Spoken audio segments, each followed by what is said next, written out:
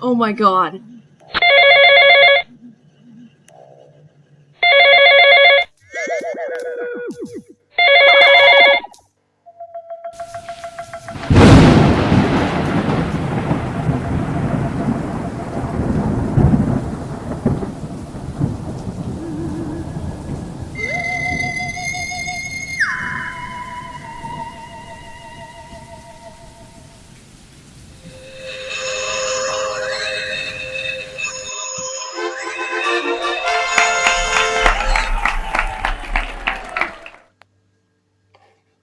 En mi primera juventud fue mi destino frecuentar un lugar del ancho mundo que no hubiera podido yo no amar.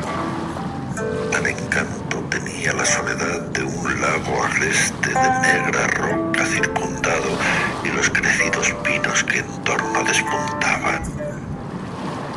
Pero cuando tendía su sudario de noche sobre el lugar aquel, igual que sobre el resto, y el viento místico pasaba murmurando sus melodías, entonces despertaba yo al terror del lago solitario.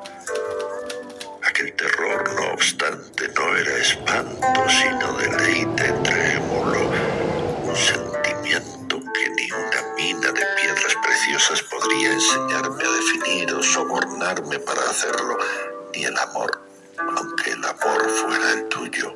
La muerte estaba en aquella honda ponzoñosa y había en su seno una tumba apropiada a quien de ella pudo obtener deleite para su imaginaria soledad, cuya alma solitaria pudo hacer un Edén de aquel lago sombrío.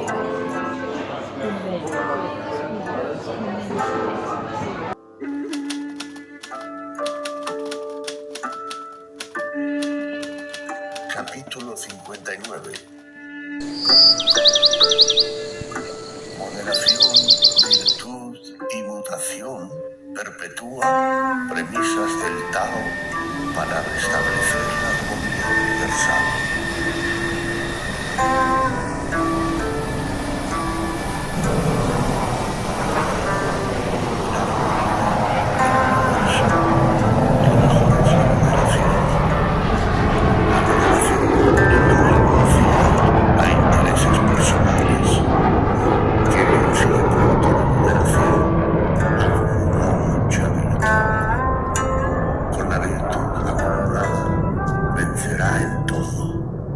Venciendo en todo, llegará a los límites insospechados.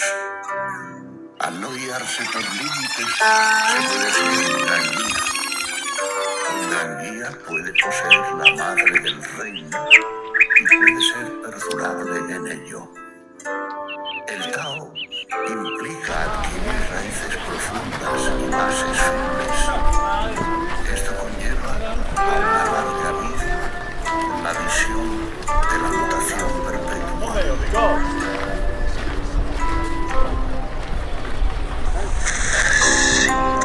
La idea de grabar un disco de manera más o menos académica, leyendo un texto tras otro, con esa sensación de cosa muerta que dan los discos de escritores, no me gusta demasiado. En el fondo, siempre es más interesante escuchar a un escritor si lo entrevistan en la radio, en la medida en que las pausas, las equivocaciones, su respiración, todo eso es una cosa mucho más viva, una presencia más convincente. En definitiva, lo que yo creo es que esta negativa a grabar un disco así de tipo académico se conecta con la negativa un poco más importante para mí a escribir cosas de tipo académico. Es decir, que en la medida de lo posible me gusta que desde la primera frase haya un contacto entre el que me va a leer y yo mismo.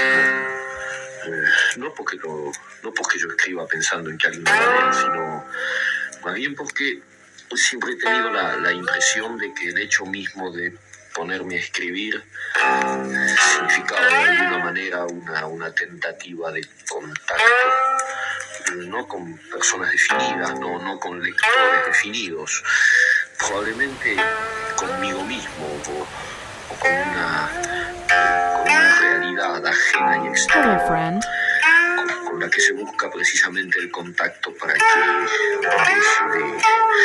llegue a ser un poco menos ajena y exterior.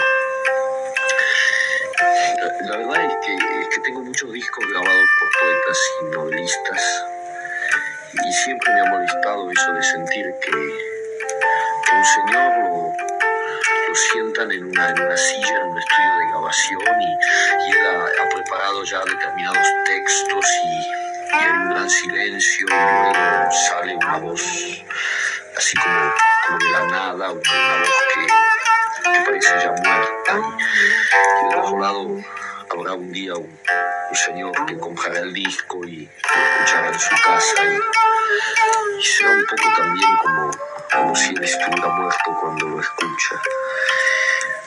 Por eso esta especie de introducciones, porque prefiero improvisar incluso en las lecturas que voy a hacer. Más vale leer mal siendo uno mismo que pretender igualar a un buen lector profesional.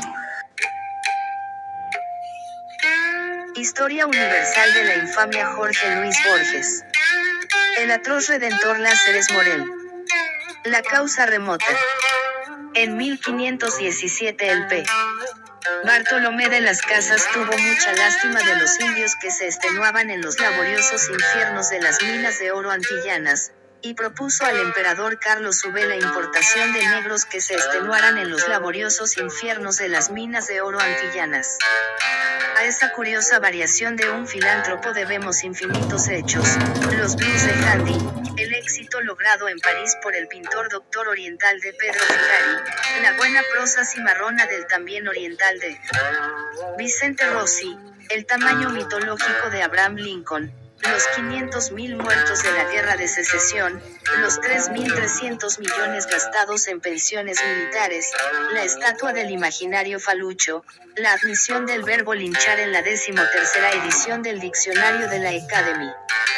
IA, el impetuoso film Aleluya, la fornida carga a la bayoneta llevada por Soler al frente de sus pardos y morenos en el Cerrito, la gracia de la señorita de Tal, el moreno que asesinó Martín Fierro, la deplorable rumba El Manicero, el napoleonismo arrestado y encalabozado de Toussaint Louverture. La cruz y la serpiente en Haití, la sangre de las cabras degolladas por el machete del Papaloy, la habanera madre del tango, el candombe. Además, la culpable y magnífica existencia del atroz redentor Láceres Morel. El lugar. El padre de las aguas, el Mississippi, el río más extenso del mundo, fue el digno teatro de ese incomparable canalla.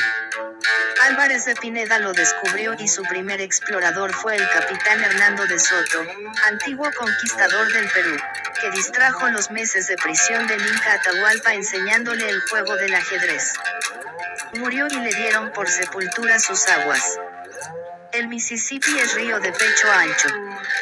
Es un infinito y oscuro hermano del Paraná, del Uruguay, del Amazonas y del Orinoco. Es un río de aguas mulatas. Más de 400 millones de toneladas de fango insultan anualmente el Golfo de México, descargadas por él. Tanta basura venerable y antigua ha construido un delta, donde los gigantescos cipreses de los pantanos crecen de los despojos de un continente en perpetua disolución y donde los laberintos de barro, de pescados muertos y de juncos, dilatan las fronteras y la paz de su fétido imperio. Más arriba, a la altura del Arkansas y del Ohio, se alargan tierras bajas también. Las habita una estirpe amarillenta de hombres escuálidos, propensos a la fiebre, que miran con avidez las piedras y el hierro, porque entre ellos no hay otra cosa que arena y leña y agua turbia.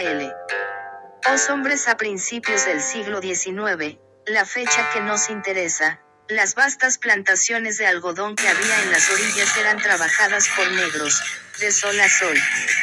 Dormían en cabañas de madera, sobre el piso de tierra.